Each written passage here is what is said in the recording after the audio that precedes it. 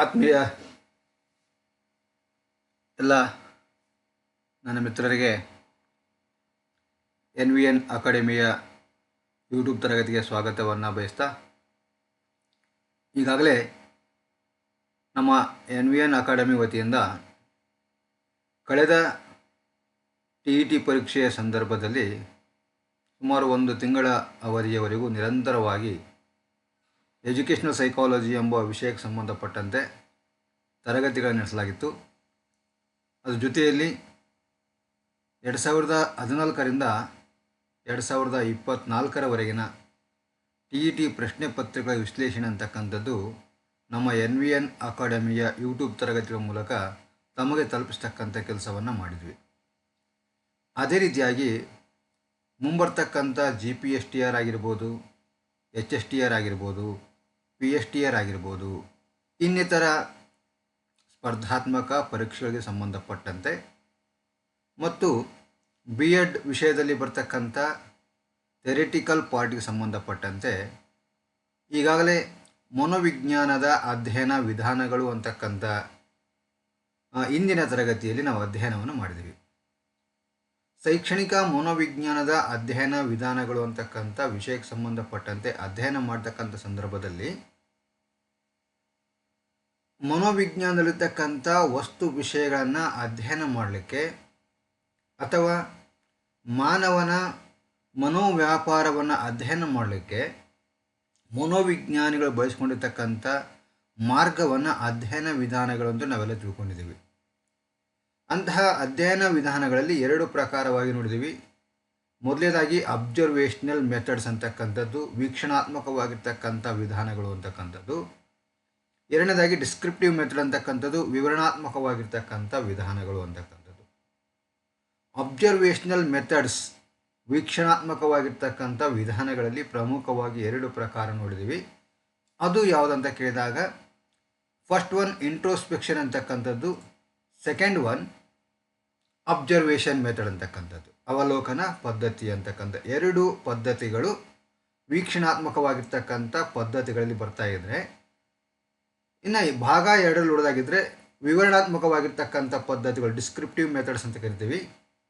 ಆ ಡಿಸ್ಕ್ರಿಪ್ಟಿವ್ ಮೆಥಡ್ಸ್ನಲ್ಲಿ ಬರ್ತಕ್ಕಂಥ ಮೊದಲೇ ಒಂದು ಪದ್ಧತಿ ಅಂತ ಕೇಳಿದ್ರೆ ಕೇಸ್ ಸ್ಟಡಿ ಅಂತಕ್ಕಂಥದ್ದು. ಇಲ್ಲಿ ಅಂತರವಲೋಕನ ಪದ್ಧತಿಯಲ್ಲಿರ್ತಕ್ಕಂಥ ದೋಷಗಳನ್ನು ಸರಿಪಡಿಸೋದಕ್ಕೋಸ್ಕರವಾಗಿ ಅವಲೋಕನ ಪದ್ಧತಿ ಅಂತಕ್ಕಂಥ ಜಾರಿಗೆ ಬರಲಿಕ್ಕೆ ಸಾಧ್ಯ ಆಯಿತು. ಈ ಅವಲೋಕನ ಪದ್ಧತಿ ಅಂತಕ್ಕಂಥದ್ದು ಮನೋವಿಜ್ಞಾನದ ಪಂಥಗಳು ಅಥವಾ ಶಾಲೆಗಳು ಅಂತ ಕರಿತೀವಲ್ಲ, ಆ ಪಂಥಗಳಲ್ಲಿ ವರ್ತನಾ ಪಂಥದ ಕೊಡುಗೆಯಾಗಿ ಬಂದಿರತಕ್ಕಂಥ ಅವಲೋಕನ ಪದ್ಧತಿ. ಆ ಅವಲೋಕನ ಪದ್ಧತಿ ಕೂಡ ಎಷ್ಟೇ ಪ್ರಮುಖವಾಗಿದ್ದರೂ ಕೂಡ ಕೆಲವೊಂದಿಷ್ಟು ದೋಷಗಳಿಂದ ಮುಕ್ತವಾಗಲಿಕ್ಕೆ ಸಾಧ್ಯ ಆಗಲಿಲ್ಲ. ಹಾಗಾಗಿ ಮುಂದುವರೆದಂತೆ ಬೇರೆ ಬೇರೆ ಪದ್ಧತಿಗಳು ಉಗಮವಾಗಲಿಕ್ಕೆ ಸಾಧ್ಯ ಆಯಿತು ಅಥವಾ ದಾರಿಯನ್ನು ಮಾಡಿಕೊಡ್ತು ಅಂತಕ್ಕಂಥದ್ದು. ಅದೇ ರೀತಿಯಾಗಿ ಇಲ್ಲಿ ಕೇಸ್ ಸ್ಟಡಿ ಅಂತಕ್ಕಂಥ ಪದ್ಧತಿ ಭಾಳಷ್ಟು ಡಿಸ್ಕ್ರಿಪ್ಟಿವ್ ಆಗಿರ್ತಕ್ಕಂಥದ್ದು, ಹಿಸ್ಟೋರಿಕಲ್ ಆಗಿರ್ತಕ್ಕಂಥ ಸ್ಟಡಿಯನ್ನು ಮಾಡ್ತಕ್ಕಂಥ ಪದ್ಧತಿ ಅಂತ ಕೇಳಿದಾಗ ಅದು ಕೇಸ್ ಸ್ಟಡಿ ಅಂತಕ್ಕಂಥದ್ದು. ಯಾಕೆ ಅಂತ ಕೇಳಿದ್ರೆ ವ್ಯಕ್ತಿ ಅಧ್ಯಯನ ಅಂತೇಳಿ ಕನ್ನಡದಲ್ಲಿ ಕರಿತಾ ಇದ್ದೀವಿ. ಆ ವ್ಯಕ್ತಿ ಅಧ್ಯಯನ ಅಂತಕ್ಕಂಥ ಪದ್ಧತಿ ಯಾವ ವ್ಯಕ್ತಿಯ ಬಗ್ಗೆ ಅಧ್ಯಯನ ಮಾಡ್ತಾ ಇದ್ದೀವೋ ಆ ವ್ಯಕ್ತಿಯ ಸಮಗ್ರ ಇತಿಹಾಸವನ್ನೇ ಅಥವಾ ಚರಿತ್ರೆಯನ್ನೇ ಅಧ್ಯಯನ ಮಾಡುವುದರಿಂದ ಈ ಕೇಸ್ ಸ್ಟಡಿ ಅಂತಕ್ಕಂಥ ಪದ್ಧತಿಗೆ ಚರಿತ್ರಾ ಪದ್ಧತಿ ಅಂತ ಕೂಡ ಕರಿತಾ ಇದ್ದಾರೆ. ಮತ್ತು ಈ ಒಂದು ಕೇಸ್ ಸ್ಟಡಿ ಅಂತಕ್ಕಂಥದ್ದು ಕೇಸ್ ಸ್ಟಡಿಗೆ ಒಳಗಾಗಿರ್ತಕ್ಕಂಥ ವ್ಯಕ್ತಿಯಲ್ಲಿರ್ತಕ್ಕಂಥ ಸಮಸ್ಯೆಗೆ ಚಿಕಿತ್ಸೆ, ಸೂಕ್ತವಾಗಿರ್ತಕ್ಕಂಥ ಕಾರಣಗಳನ್ನು ಕಂಡುಹಿಡಿದು ಆ ಕಾರಣಕ್ಕೆ ಸಂಬಂಧಪಟ್ಟಂಥ ಪರಿಹಾರಗಳನ್ನು ಒದಗಿಸಿ ಆ ಸಮಸ್ಯೆಯನ್ನು ಗುಣಪಡಿಸುವುದರಿಂದ ಚಿಕಿತ್ಸಾ ಪದ್ಧತಿ ಅಂತ ಕೂಡ ಯಾವುದು ಕರೀತಾರೆ ಅಂತ ಕೇಳಿದಾಗ ಈ ಕೇಸ್ ಸ್ಟಡಿ ಅಂತಕ್ಕಂಥ ಪದ್ಧತಿ ಕರೀತಾರೆ. ಒಟ್ಟಾರೆಯಾಗಿ ಡಿಸ್ಕ್ರಿಪ್ಟಿವ್ ಮೆಥಡ್ನಲ್ಲಿ ಬರ್ತಕ್ಕಂಥ ಕೇಸ್ ಸ್ಟಡಿ ಅಂತಕ್ಕಂಥ ವಿಧಾನ ಅಥವಾ ವ್ಯಕ್ತಿ ಅಧ್ಯಯನ ಅಂತಕ್ಕಂಥ ವಿಧಾನ ಅಂತಕ್ಕಂಥದ್ದು ಬಹಳಷ್ಟು ವಿಸ್ತೃತವಾಗಿರ್ತಕ್ಕಂಥ ವಿಧಾನವಾಗಿದೆ. ಯಾಕೆ ಅಂತ ಕೇಳಿದಾಗ ಒಬ್ಬ ವ್ಯಕ್ತಿಯ ಸಮಗ್ರವಾಗಿರ್ತಕ್ಕಂಥ ಅಧ್ಯಯನವನ್ನು ಮಾಡ್ತಕ್ಕಂಥ ಪದ್ಧತಿ ಅಂತ ಕೇಳಿದಾಗ ಅದು ಕೇಸ್ ಸ್ಟಡಿ ಅಂತಕ್ಕಂಥದ್ದು. ಅದಕ್ಕೋಸ್ಕರವಾಗಿ ಇಲ್ಲಿ ಕೇಸ್ ಸ್ಟಡಿ ಅಂತಕ್ಕಂಥ ಪದ್ಧತಿಯನ್ನು ನಾವು ಕೇವಲ ವೀಕ್ಷಣಾತ್ಮಕವಾಗಿರ್ತಕ್ಕಂಥ ಪದ್ಧತಿ ಅಂತ ಮಾತ್ರ ಅಲ್ಲದೆ ಇದನ್ನು ಡಿಸ್ಕ್ರಿಪ್ಟಿವ್ ಮೆಥಡ್ ಅಂತಕ್ಕಂಥ ಕರಿತಾ ಇದ್ವಿ, ವಿವರಣಾತ್ಮಕವಾಗಿರ್ತಕ್ಕಂಥ ಪದ್ಧತಿ ಅಂತ ಕರಿತೀವಿ. ಯಾಕಂತ ಕೇಳಿದಾಗ ಭಾಳಷ್ಟು ವಿವರವಾಗಿರ್ತಕ್ಕಂಥ ಅಧ್ಯಯನ ಎಲ್ಲಿ ಕಂಡು ಬರ್ತದೆ ಅಂತ ಕೇಳಿದಾಗ ಈ ವ್ಯಕ್ತಿ ಅಧ್ಯಯನದಲ್ಲಿ ಕಂಡು ಬರ್ತದೆ. ನೋಡಿ, ವ್ಯಕ್ತಿಯ ಕೆಲವು ಸಮಸ್ಯಾತ್ಮಕ ವರ್ತನೆಗಳನ್ನು ಪರಿಹರಿಸಬೇಕಾಗುತ್ತದೆ. ಮನೋವಿಜ್ಞಾನದಲ್ಲಿ ಇಂತಹ ಕೆಲವು ವರ್ತನೆ ಅಥವಾ ಸಮಸ್ಯೆಗಳಿಗೆ ಕಾರಣಗಳನ್ನು ತಿಳಿದು ಚಿಕಿತ್ಸೆ ನೀಡಿ ಪರಿಹಾರ ಒದಗಿಸಲು ಈ ಪದ್ಧತಿಯನ್ನು ಬಳಸಿಕೊಳ್ಳಲಾಗುತ್ತದೆ. ಈ ವಿಧಾನದ ಪ್ರತಿಪಾದಕರು ಯಾರಂತ ಕೇಳಿದಾಗ DFD ಬುಕ್ಸ್ ಅಂತಕ್ಕಂಥವರು. ಇದನ್ನು ಹೆಚ್ಚು ಪ್ರಚಲಿತಕ್ಕೆ ತಂದವರು ಯಾರಂತ ಕೇಳಿದಾಗ ವಿಟ್ನರ್ ಅಂತಕ್ಕಂಥ ಮನೋವಿಜ್ಞಾನಿ ಅಂತಕ್ಕಂಥ ನಾವಿಲ್ಲಿ ಗಮನಿಸಬೇಕಾಗತ್ತೆ. ಅಂದರೆ ವ್ಯಕ್ತಿ ಅಧ್ಯಯನ ಅಂತಕ್ಕಂಥದ್ದು ಸಮಸ್ಯಾತ್ಮಕ ವರ್ತನೆಗಳನ್ನು ಪರಿಹಾರ ಮಾಡಲಿಕ್ಕೆ ಬೇಕಾಗಿರ್ತಕ್ಕಂಥ ಒಂದು ಪದ್ಧತಿ. ಇಲ್ಲಿ ಕೇಸ್ ಸ್ಟಡಿ ಅಂತಕ್ಕಂಥ ಪದವನ್ನು ತೆಗೆದುಕೊಂಡಾಗ ಆ ಕೇಸ್ ಅಂತಕ್ಕಂಥ ಪದನೇ ಬಹಳಷ್ಟು ಏನಾಗಿದೆ ಅಂತ ಕೇಳಿದಾಗ ಅದು ವಿಶಾಲವಾಗಿರ್ತಕ್ಕಂಥ ಪದ ಅಂತ ಹೇಳ್ತೀವಿ. ಭಾಳಷ್ಟು ಬ್ರಾಡ್ ಮೀನಿಂಗ್ ಒಳಗೊಂಡಿರ್ತಕ್ಕಂಥ ಯಾವುದಪ್ಪ ಅಂತ ಕೇಳಿದಾಗ ಕೇಸ್ ಅಂತಕ್ಕಂಥ ಪದ. ಎಲ್ಲಿ ಕೇಸ್ ಅಂತ ಬರ್ತದೋ ಅಲ್ಲಿ ಸಮಸ್ಯೆ ಅಂತಕ್ಕಂಥದ್ದು ಇದೆ ಅಂತಕ್ಕಂಥ ಗೊತ್ತಾಗುತ್ತೆ. ಯಾಕೆ ಅಂತ ಕೇಳಿದ್ರೆ ಇಲ್ಲಿ ವ್ಯಕ್ತಿ ಅಧ್ಯಯನವನ್ನು ನಾವು ಕೇಸ್ ಸ್ಟಡಿ ಅಂತೇಳಿ ಯಾಕೆ ಕರಿಬೇಕಾಗಿತ್ತು ಅಂತ ಕೇಳಿದಾಗ ಆ ಕೇಸ್ ಅಂತಕ್ಕಂಥ ಪದವು ಭಾಳಷ್ಟು ಸಮಗ್ರವಾಗಿರ್ತಕ್ಕಂಥ ಭಾಳಷ್ಟು ವಿಶಾಲವಾಗಿರ್ತಕ್ಕಂಥ ಅರ್ಥವನ್ನು ಒಳಗೊಂಡಿರ್ತಕ್ಕಂಥ ಪದ. ಕೇಸ್ ಅಂತಕ್ಕಂಥ ಪದ ನಾವು ಎಲ್ಲಿ ಬಳಕೆ ಮಾಡ್ಕೊಳ್ತೀವಿ ಅಂತ ಕೇಳಿದಾಗ ಏನಾದರೂ ಅಪರಾಧ ಮಾಡಿ ಆ ಅಪರಾಧವನ್ನು ಸಾಬೀತುಪಡಿಸಲಿಕ್ಕೆ ಆತನನ್ನು ಕೋರ್ಟಿನ ಕಟಕಟಿಯಲ್ಲಿ ನಿಲ್ಲಿಸಿದಾಗ ಆತನಿಗೆ ಏನಂತ ಕರಿತೀವಪ್ಪ ಅಂತ ಕೇಳಿದ್ರೆ ಕೇಸ್ ಅಂತ ಕರಿತೀವಿ, ಅಥವಾ ಪೊಲೀಸ್ ಠಾಣೆಯಲ್ಲಿ ಕೇಸನ್ನು ದಾಖಲಿಸಬೇಕಾಗುತ್ತೆ ಅಂತಕ್ಕಂಥ ಪದವನ್ನು ನಾವು ಬಳಕೆ ಮಾಡ್ತಾ ಇದ್ದೀವಿ. ಅದೇ ರೀತಿಯಾಗಿ ಒಬ್ಬ ವ್ಯಕ್ತಿ ಅನಾರೋಗ್ಯದಿಂದ ಇರ್ತಕ್ಕಂಥ ಸಂದರ್ಭದಲ್ಲಿ ಅವನನ್ನು ಆಸ್ಪತ್ರೆಗೆ ದಾಖಲಿಸ್ತಕ್ಕಂಥ ಸಂದರ್ಭದಲ್ಲಿ ಕೂಡ ಕೇಸ್ ಅಡ್ಮಿಷನ್ ಅಂತ ಕರೀತಾರೆ. ಹೀಗೆ ಆ ಕೇಸ್ ಅಂತಕ್ಕಂಥ ಪದ ಬಹಳಷ್ಟು ವಿಶಾಲಾತ್ಮಕವಾಗಿರ್ತಕ್ಕಂಥ ಅರ್ಥವನ್ನು ಒಳಗೊಂಡಿದ್ದು, ಎಲ್ಲಿ ಕೇಸ್ ಅಂತಕ್ಕಂಥ ಪದವನ್ನು ಬಳಕೆ ಮಾಡ್ಕೊಳ್ತೀವೋ ಅಲ್ಲಿ ಏನಾಗಿದೆಪ್ಪ ಅಂತ ಕೇಳಿದಾಗ ಆ ವ್ಯಕ್ತಿ ಸಮಸ್ಯೆಗೆ ಸಿಲುಕಿದಾನೆ ಅಂತಕ್ಕಂಥ ಅರ್ಥವನ್ನು ನಾವು ಮಾಡ್ಕೊಳ್ಬೇಕಾಗುತ್ತೆ. ಅದಕ್ಕೋಸ್ಕರವಾಗಿ ಕೇಸ್ ಸ್ಟಡಿ ಅಂತಕ್ಕಂಥ ಒಂದು ಪದ ಕೂಡ ಸಮಸ್ಯಾತ್ಮಕ ವರ್ತನೆಗಳನ್ನು ಪರಿಹರಿಸಬೇಕಾಗಿರ್ತಕ್ಕಂಥ ಪದ್ಧತಿಯ ಅಂತ ಕೇಳಿದಾಗ ಅದು ವ್ಯಕ್ತಿ ಅಧ್ಯಯನ ಅಂತಕ್ಕಂಥದ್ದು. ತರಗತಿ ಕೋಣೆಯಲ್ಲಿ ಆಗಿರ್ಬೋದು ಅಥವಾ ಒಂದು ಸಮಾಜದಲ್ಲಿ ಆಗಿರ್ಬೋದು, ಯಾರು ಸಮಸ್ಯೆಗಳನ್ನು ಅನುಭವಿಸ್ತಾ ಇದ್ದಾರೆ ಆ ಸಮಸ್ಯೆಗಳಿಗೆ ಕಾರಣಗಳನ್ನು ಪತ್ತೆ ಹಚ್ಚಿ ಪರಿಹಾರವನ್ನು ಕೊಡಬೇಕಾಗಿತ್ತು ಅಂತಂದರೆ ಮನೋವಿಜ್ಞಾನದಲ್ಲಿ ಬರ್ತಕ್ಕಂಥ ಪದ್ಧತಿ ಯಾವುದಂತ ಕೇಳಿದಾಗ ಆ ವರ್ತನೆಗಳಿಗೆ ಅಥವಾ ಸಮಸ್ಯೆಗಳಿಗೆ ಕಾರಣಗಳನ್ನು ತಿಳಿದು ಚಿಕಿತ್ಸೆ ನೀಡಿ ಪರಿಹಾರ ಒದಗಿಸಬೇಕಾಗಿತ್ತು ಅಂತಂದರೆ ಮನೋವಿಜ್ಞಾನದಲ್ಲಿ ಬರ್ತಕ್ಕಂಥ ಪದ್ಧತಿ ಅಂತ ಕೇಳಿದಾಗ ಅದು ಕೇಸ್ ಸ್ಟಡಿ ಅಂತಕ್ಕಂಥದ್ದು. ಅದಕ್ಕೋಸ್ಕರವಾಗಿ ಈ ಕೇಸ್ ಸ್ಟಡಿ ಅಂತಕ್ಕಂಥ ಪದ್ಧತಿ ಕೇವಲ ಒಬ್ಬ ಇಂಡಿವಿಜುವಲ್ ವೈಯಕ್ತಿಕ ಒಬ್ಬ ವ್ಯಕ್ತಿಗೆ ಸಂಬಂಧಪಟ್ಟಿರ್ತಕ್ಕಂಥ ಅಧ್ಯಯನ ಮಾಡ್ತಕ್ಕಂಥದ್ದು ಮಾತ್ರ ಅಲ್ಲದೆ ಒಂದು ಗುಂಪಿನ ಬಗ್ಗೆ ಕೂಡ ಅಧ್ಯಯನ ಮಾಡ್ತಕ್ಕಂಥ ಯಾವುದಪ್ಪ ಅಂತ ಕೇಳಿದಾಗ ಅದು ವ್ಯಕ್ತಿ ಅಧ್ಯಯನ ಅಂತಕ್ಕಂಥದ್ದು. ಅದಕ್ಕೋಸ್ಕರವಾಗಿ ಇದು ಸಮಸ್ಯಾತ್ಮಕ ವ್ಯಕ್ತಿ ಆಗಿರ್ಬೋದು, ಸಮಸ್ಯಾತ್ಮಕ ಸಮೂಹ ಆಗಿರ್ಬೋದು, ಒಟ್ಟಾರೆಯಾಗಿ ಎಲ್ಲಿ ಸಮಸ್ಯೆ ಇದೆಯೋ ಆ ಸಮಸ್ಯೆಗೆ ಕಾರಣಗಳನ್ನು ಪತ್ತೆ ಹಚ್ಚಿ ಅವುಗಳಿಗೆ ಸೂಕ್ತವಾಗಿರ್ತಕ್ಕಂಥ ಪರಿಹಾರಗಳನ್ನು ಒದಗಿಸಿ ಆ ಪರಿಹಾರಗಳನ್ನು ಕಾರ್ಯರೂಪಕ್ಕೆ ತಂದು ಆ ಸಮಸ್ಯೆ ಮತ್ತೆ ಮರುಕಳಿಸದಂತೆ ಮಾಡುವುದೇ ವ್ಯಕ್ತಿ ಅಧ್ಯಯನದ ಪ್ರಮುಖವಾಗಿರ್ತಕ್ಕಂಥ ಉದ್ದೇಶ ಆಗಿರೋದ್ರಿಂದ ಶಿಕ್ಷಣ ಕ್ಷೇತ್ರದಲ್ಲಿ ಕೂಡ ತರಗತಿ ಕೋಣೆಯಲ್ಲಿರ್ತಕ್ಕಂಥ ಮಕ್ಕಳಿಗೆ ಬಹಳಷ್ಟು ಸಮಸ್ಯೆಗಳು ಕಂಡು ಬರ್ತಾ ಇದ್ದಾವೆ. ಅಂಥ ಸಮಸ್ಯೆಗಳನ್ನು ಕಂಡುಹಿಡಿದು ಆ ಸಮಸ್ಯೆಗಳನ್ನು ಐಡೆಂಟಿಫಿಕೇಷನ್ ಮಾಡಿ ಆ ಸಮಸ್ಯೆಗೆ ಏನು ಕಾರಣಗಳಿದ್ದಾವೆ, ವಾಟ್ ಆರ್ ದಿ ಕಾಸಸ್ ಅಂತಕ್ಕಂಥ ಐಡೆಂಟಿಫಿಕೇಷನ್ ಮಾಡಬೇಕಾಗತ್ತೆ. ಆ ಕಾರಣಗಳಿಗೆ ಯಾವ ರೀತಿಯಾಗಿರ್ತಕ್ಕಂಥ ಸೊಲ್ಯೂಷನ್ಸ್ ಕೊಡಬೇಕಾಗಿದೆ, ಅವೆಲ್ಲವುಗಳನ್ನು ನಾವು ಮಾಡಬೇಕಾಗಿತ್ತು ಅಂತಂದರೆ ವ್ಯಕ್ತಿ ಅಧ್ಯಯನವನ್ನು ಇಲ್ಲಿ ಬಳಕೆ ಮಾಡಿಕೊಳ್ಬೇಕಾಗುತ್ತೆ. ಅದಕ್ಕೋಸ್ಕರವಾಗಿ ಶೈಕ್ಷಣಿಕ ಮನೋವಿಜ್ಞಾನದ ಅಧ್ಯಯನ ವಿಧಾನಗಳಲ್ಲಿ ವಿವರಣಾತ್ಮಕವಾಗಿರ್ತಕ್ಕಂಥ ಪದ್ಧತಿಯಾಗಿರ್ತಕ್ಕಂಥ ವ್ಯಕ್ತಿ ಅಧ್ಯಯನ ಅಂತಕ್ಕಂಥದ್ದು ಬಹಳಷ್ಟು ಮಹತ್ವವಾಗಿರ್ತಕ್ಕಂಥ ಪದ್ಧತಿ ಅಂತ ನಾವಿಲ್ಲಿ ನೋಡ್ಬೋದಾಗಿದೆ. ವ್ಯಕ್ತಿ ಅಧ್ಯಯನದ ಅರ್ಥ, meaning of the case study ಅಂತಕ್ಕಂಥದ್ದು ನೋಡಿ. ವ್ಯಕ್ತಿ ಅಧ್ಯಯನಕ್ಕೆ ಆಂಗ್ಲ ಭಾಷೆಯಲ್ಲಿ ಕೇಸ್ ಸ್ಟಡಿ ಎಂದು ಕರೆಯುತ್ತಾರೆ. ಇಲ್ಲಿ ಕೇಸ್ ಎಂದರೆ ಪರೀಕ್ಷೆಗೆ ಒಳಪಡಬೇಕಾದ ವ್ಯಕ್ತಿ ಅಥವಾ ಸಮಸ್ಯೆ ಇರುವ ವ್ಯಕ್ತಿ ಎಂದು, ಸ್ಟಡಿ ಎಂದರೆ ಅಧ್ಯಯನ ಎಂದಾಗುತ್ತದೆ. ನೋಡಿ, ವ್ಯಕ್ತಿಯ ಸಮಸ್ಯಾತ್ಮಕ ವರ್ತನೆಗಳಿಗೆ ಕಾರಣಗಳನ್ನು ಕಂಡುಹಿಡಿದು ಅದನ್ನು ಸಾಮಾನ್ಯ ವರ್ತನೆಯಾಗಿ ಪರಿವರ್ತಿಸೋಕ್ಕಾಗಿ ಕೈಗೊಳ್ಳುವ ಅಧ್ಯಯನವನ್ನು ವ್ಯಕ್ತಿ ಅಧ್ಯಯನ ಎನ್ನುತ್ತಾರೆ. ನಾವು ಒಂದು ಮಾತು ನೆನಪಿಟ್ಕೋಬೇಕು, ಆಂಗ್ಲ ಭಾಷೆಯಲ್ಲಿ ಕೇಸ್ ಸ್ಟಡಿ ಅಂತ ಕರಿತೀವಿ. ಆ ಕೇಸ್ ಅಂತಕ್ಕಂಥ ಪದ ಏನನ್ನು ಸೂಚಿಸ್ತದೆ ಅಂತ ಕೇಳಿದಾಗ ಪರೀಕ್ಷೆಗೆ ಒಳಪಡಬೇಕಾದ ವ್ಯಕ್ತಿ. Any type of test or exam. Any type of test or exam ಅಂತಕ್ಕಂಥದ್ದು ಕೇಸ್ ಎಂದರೆ ಪರೀಕ್ಷೆಗೆ ಒಳಪಡಬೇಕಾಗಿರ್ತಕ್ಕಂಥ ವ್ಯಕ್ತಿ ಅಥವಾ ಸಮಸ್ಯೆ ಇರ್ತಕ್ಕಂಥ ವ್ಯಕ್ತಿ. ಈಸ್ ಸಮಥಿಂಗ್ ಪ್ರಾಬ್ಲಮ್, ಸಮಸ್ಯೆ ಇರ್ತಕ್ಕಂಥ ವ್ಯಕ್ತಿ ಅಂತಕ್ಕಂಥ ನಾವು ಇಲ್ಲಿ ನೋಡಬೇಕಾಗತ್ತೆ. ಆ ಸಮಸ್ಯೆ ಇರ್ತಕ್ಕಂಥ ವ್ಯಕ್ತಿಯ ಕುರಿತಾಗಿ ಅಥವಾ ಸಮಸ್ಯೆಗೆ ಒಳಗಾಗಿರ್ತಕ್ಕಂಥ ವ್ಯಕ್ತಿಯ ಕುರಿತಾಗಿ ಅಧ್ಯಯನ ಮಾಡ್ತಕ್ಕಂಥ ಅಂತ ಕೇಳೋದು ವ್ಯಕ್ತಿ ಅಧ್ಯಯನ ಅಂತಕ್ಕಂಥದ್ದು. ಒಟ್ಟಾರೆಯಾಗಿ ವ್ಯಕ್ತಿಯ ಸಮಸ್ಯಾತ್ಮಕ ವರ್ತನೆಗಳಿಗೆ ಕಾರಣಗಳನ್ನು ಕಂಡುಹಿಡಿದು ಅದನ್ನು ಸಾಮಾನ್ಯ ವರ್ತನೆಯಾಗಿ ಪರಿವರ್ತಿಸುವುದಕ್ಕಾಗಿ ಕೈಗೊಳ್ಳುವ ಅಧ್ಯಯನವನ್ನು ವ್ಯಕ್ತಿ ಅಧ್ಯಯನ ಎನ್ನುತ್ತಾರೆ. ನೋಡಿ, ಒಂದು ಸಲ ವ್ಯಕ್ತಿ ಅಧ್ಯಯನ ಮಾಡಿ ಆದಮೇಲೆ ಆ ಸಮಸ್ಯಾತ್ಮಕ ವ್ಯಕ್ತಿ ಹೆಂಗಾಗಬೇಕಂತ ಕೇಳಿದಾಗ ಸಾಮಾನ್ಯ ವರ್ತನೆ ಉಳ್ತಕ್ಕಂಥ ವ್ಯಕ್ತಿ ಆಗಬೇಕು. ಆ ಸಮಸ್ಯಾತ್ಮಕ ವರ್ತನೆಗಳು ಹೋಗಿ ಸಾಮಾನ್ಯ ವರ್ತನೆಗಳು ಯಾರಲ್ಲಿ ಬರಬೇಕಪ್ಪ ಅಂತ ಕೇಳಿದಾಗ ಆ ವ್ಯಕ್ತಿ ಅಧ್ಯಯನಕ್ಕೆ ಒಳಗಾಗಿರ್ತಕ್ಕಂಥ ವ್ಯಕ್ತಿಯಲ್ಲಿ ಬರಬೇಕಾಗುತ್ತೆ. ಅದಕ್ಕೋಸ್ಕರ ಇದು ಬಹಳಷ್ಟು ಪ್ರಮುಖವಾಗಿರ್ತಕ್ಕಂಥ ಅಂಶ. ಸಾಮಾನ್ಯ ವರ್ತನೆಯಾಗಿ ಪರಿವರ್ತಿಸಬೇಕಾಗಿದೆ. ಅದಕ್ಕೇನಂತ ಕರೀತಾರೆ ಅಂತ ಕೇಳಿದಾಗ ವ್ಯಕ್ತಿ ಅಧ್ಯಯನ ಅಂತ ಕರೀಲಿಕ್ಕೆ ಸಾಧ್ಯ ಆಗುತ್ತದೆ. ನೆಕ್ಸ್ಟ್ ಒನ್, ವ್ಯಕ್ತಿ ಅಧ್ಯಯನಕ್ಕೆ ಸಂಬಂಧಪಟ್ಟಿರ್ತಕ್ಕಂಥ ವ್ಯಾಖ್ಯೆಗಳು ಏನಿದಾವೆ. ಫಸ್ಟ್ ಒನ್, ಶಫರ್ ಆ್ಯಂಡ್ ರೋಬೆಂಡ್ ಅವರ ಪ್ರಕಾರ ವ್ಯಕ್ತಿ ಅಧ್ಯಯನವು ಕೇವಲ ವರದಿಗಳ ಹಾಗೂ ನಿರೀಕ್ಷಣೆಗಳ ವಿಷಯ ಸಂಗ್ರಹಣೆಯಲ್ಲ. ಇದರಲ್ಲಿ ಕೆಲವು ಪ್ರಮಾಣದ ವಿವರಣೆಯನ್ನು ವ್ಯಕ್ತಿಯ ಚರಿತ್ರೆಗೆ ವಿಶೇಷತೆಯನ್ನು ನೀಡಲಾಗಿದೆ. ನೋಡಿ, ನಾವು ಮೊದಲೇ ಇದೆ ವ್ಯಕ್ತಿ ಅಧ್ಯಯನ ಅಂತಕ್ಕಂಥ ಕೇವಲ ರಿಪೋರ್ಟ್ ಬರೆದಿರ್ತಕ್ಕಂಥ ರಿಪೋರ್ಟ್ಗಳು ಮಾತ್ರ ಅಲ್ಲ, ವ್ಯಕ್ತಿಯನ್ನು ಅಬ್ಸರ್ವ್ ಮಾಡಿ ಸಂಗ್ರಹ ಮಾಡಿರ್ತಕ್ಕಂಥ ವಿಷಯ ಮಾತ್ರ ಅಲ್ಲ. ಇದರಲ್ಲಿ ಏನಿರುತ್ತೆ ಅಂತ ಕೇಳಿದಾಗ ವ್ಯಕ್ತಿಯ ಸಮಗ್ರವಾಗಿರ್ತಕ್ಕಂಥ ಚರಿತ್ರೆಯನ್ನು ಒಳಗೊಂಡಿರ್ತದೆ.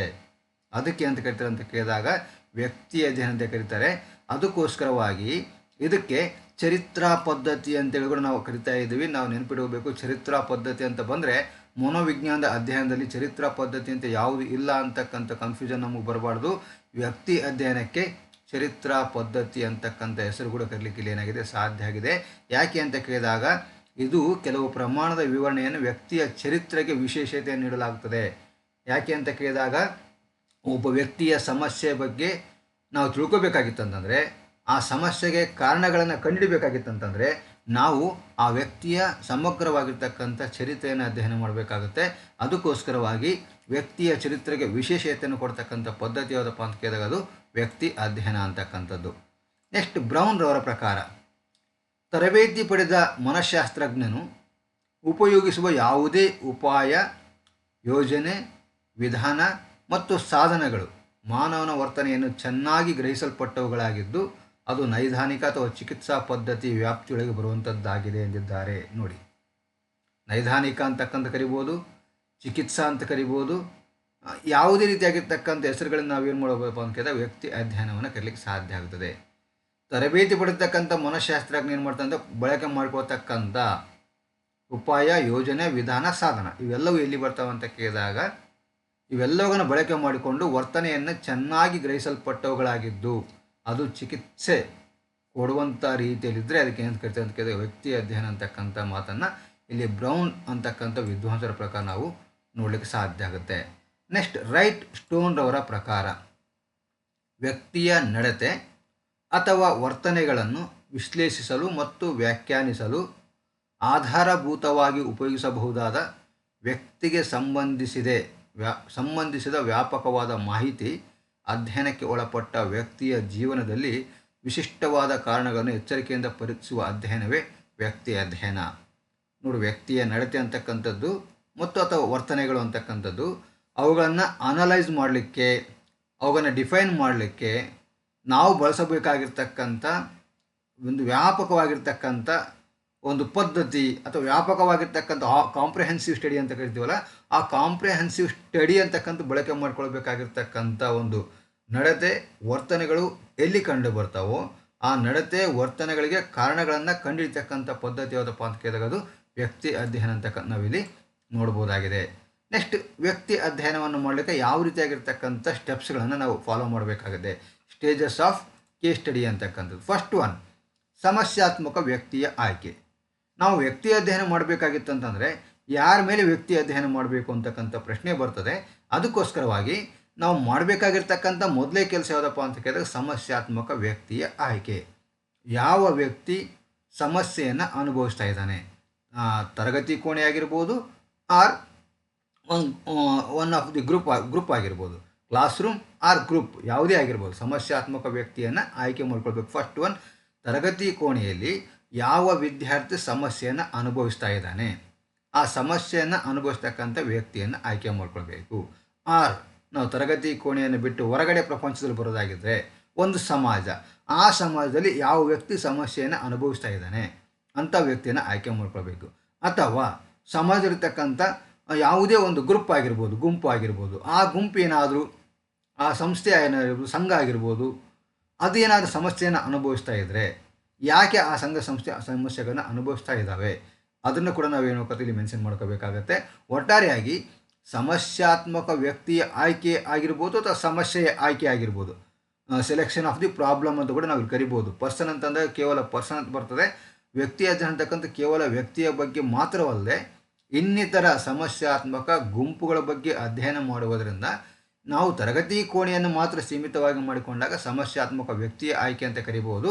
ಆದರೆ ತರಗತಿ ಕೋಣೆಯನ್ನು ಬಿಟ್ಟು ಹೊರಗಡೆ ಬಂದು ನೋಡೋದಾಗಿದ್ದರೆ ಸೆಲೆಕ್ಷನ್ ಆಫ್ ದಿ ಪ್ರಾಬ್ಲಮ್, ಸಮಸ್ಯೆಯ ಆಯ್ಕೆ ಅಂತ ನಾವಿಲ್ಲಿ ನೋಡ್ಬೋದಾಗಿದೆ. ಸೆಕೆಂಡ್ ಒನ್, ಮೂಲ ಸಮಸ್ಯೆಯ ಸ್ಪಷ್ಟ ನಿರೂಪಣೆ.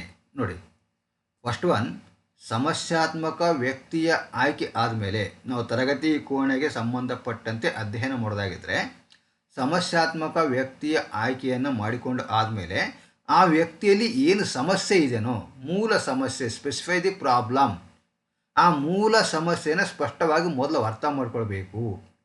ಎಲ್ಲಿವರೆಗೂ ಒಬ್ಬ ವ್ಯಕ್ತಿಯಲ್ಲಿರ್ತಕ್ಕಂಥ ಸಮಸ್ಯೆಯನ್ನು ಅರ್ಥ ಮಾಡಿಕೊಳ್ಳೋದಿಲ್ಲೋ ಅಲ್ಲಿವರೆಗೂ ಆ ಸಮಸ್ಯೆಗೆ ಕಾರಣ ಕಂಡಿಡಿಯೋಕ್ಕಾಗಲ್ಲ, ಆ ಸಮಸ್ಯೆಗೆ ಸೊಲ್ಯೂಷನ್ ಕೊಡೋಕೆ ಕೂಡ ನಮ್ಮ ಕೈಲಿ ಏನಾಗಲ್ಲ, ಸಾಧ್ಯ ಆಗೋದಿಲ್ಲ.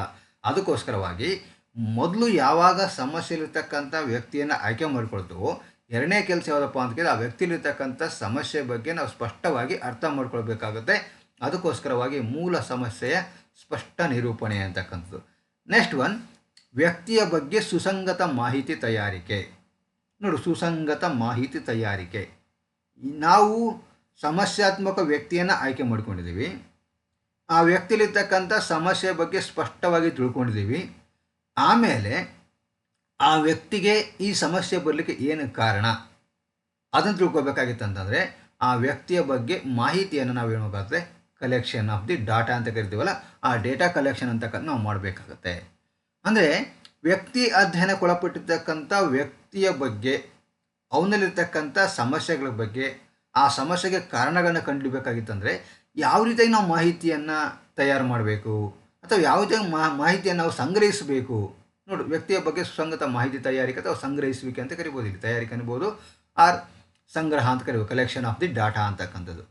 ಅಂದರೆ ಯಾವ ಮೂಲದಿಂದ ಮಾಹಿತಿಯನ್ನು ತಯಾರಿಸಬೇಕಂತಂದಾಗ ಫಸ್ಟ್ ಒನ್ ಬರ್ತಕ್ಕಂಥದ್ದು ಅವನ ಪರಿಚಯಾತ್ಮಕವಾಗಿರ್ತಕ್ಕಂಥ ಮಾಹಿತಿ, ಇಂಟ್ರೊಡ್ಯೂಕ್ಷನ್ ಇನ್ಫಾರ್ಮೇಷನ್ ಅಂತಕ್ಕಂಥದ್ದು. ಪರಿಚಯಾತ್ಮಕವಾಗಿರ್ತಕ್ಕಂಥ ಮಾಹಿತಿ. ಏನು ಪರಿಚಯಾತ್ಮಕವಾಗಿರ್ತಕ್ಕಂಥ ಮಾಹಿತಿ? ಈ ಒಂದು ವ್ಯಕ್ತಿ ಅಧ್ಯಯನಕ್ಕೊಳಪಡ್ತಕ್ಕಂಥ ವ್ಯಕ್ತಿಯ ಹೆಸರು, ಅವನ ತಂದೆಯ ಹೆಸರು, ತಾಯಿಯ ಹೆಸರು, ಎಷ್ಟನೇ ತರಗತಿಯಲ್ಲಿ ಓದ್ತಾ ಇದ್ದಾನೆ, ಯಾವ ಶಾಲೆಯಲ್ಲಿ ಓದ್ತಾ ಇದ್ದಾನೆ, ಈ ಎಲ್ಲ ಯಾವ ಊರು, ಇವೆಲ್ಲ ಸಾಮಾನ್ಯವಾಗಿರ್ತಕ್ಕಂಥ ಮಾಹಿತಿಯನ್ನು ಒಳಗೊಂಡಿರ್ತಕ್ಕಂಥದ್ದು ಯಾವುದಪ್ಪ ಅಂತ ಕೇಳಿದಾಗ ಪರಿಚಯಾತ್ಮಕವಾಗಿರ್ತಕ್ಕಂಥ ಮಾಹಿತಿ ಅಂತ ಕರೀತಾರೆ. ಆ ಪರಿಚಯಾತ್ಮಕವಾಗಿರ್ತಕ್ಕಂಥ ಮಾಹಿತಿಯ ನಂತರದಲ್ಲಿ ಕೌಟುಂಬಿಕ ಮಾಹಿತಿಯನ್ನು ಪಡ್ಕೊಳ್ಬೇಕಾಗತ್ತೆ. ಕೌಟುಂಬಿಕ ಮಾಹಿತಿಯನ್ನು ಪಡ್ಕೊಳ್ಬೇಕಾಗಿತ್ತಂತಂದರೆ ಆ ವ್ಯಕ್ತಿಯ ಮನೆಗೆ ವ್ಯಕ್ತಿ ಅಧ್ಯಯನ ಮಾಡ್ತಕ್ಕಂಥವ್ರು ಭೇಟಿ ಕೊಡಬೇಕಾಗತ್ತೆ.